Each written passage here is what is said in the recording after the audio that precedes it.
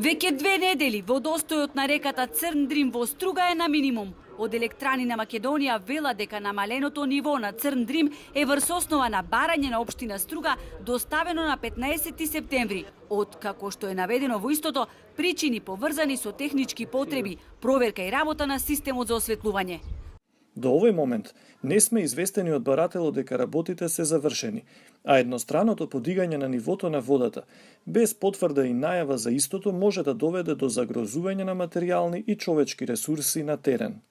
Од ЕСМ дополнуваат дека редовна практика е да се одговара потврдно на барањата доставени од општина Струга за изведување работи во близината или во самото речно корито за различни проекти, чистење, санирање, изведување работи и слично. Но согласно Законот за води, за заштита на водите во урбаните подрачја од друго штетно дејство, надлежни се општините. Но системот за осветлување во Дримот, кој општината го постави пред 3 месеци, веќе извесен период не работи. Светилките престанаа да светат во исто време кога на локација покрај самиот кеј на реката се изведуваат градежни активности, а јавноста шпекулира дека се гради хотел. Побаравме информација од општината дали една од причините за намалување на нивото на Дримот се токму градежните активности и дали е точно дека ќе се гради хотел, но одговор не добивме. Природонаучниците укажуваат дека ваквите осцилации на речните води се погубни за животинскиот и растителниот свет. Зборувам како научен работник.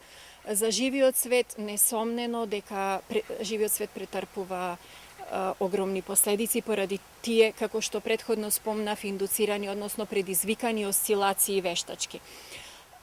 Мене ми е многу жал што, например, Хидробиолошкиот институт не е запознаен со такви активности кои се преземаат и покрај тоа што ние сме надлежни да даваме своји мислења, па дури и согласности за изведување на одредени проекти и активности во целото сливно подрачје на Охридско езеро.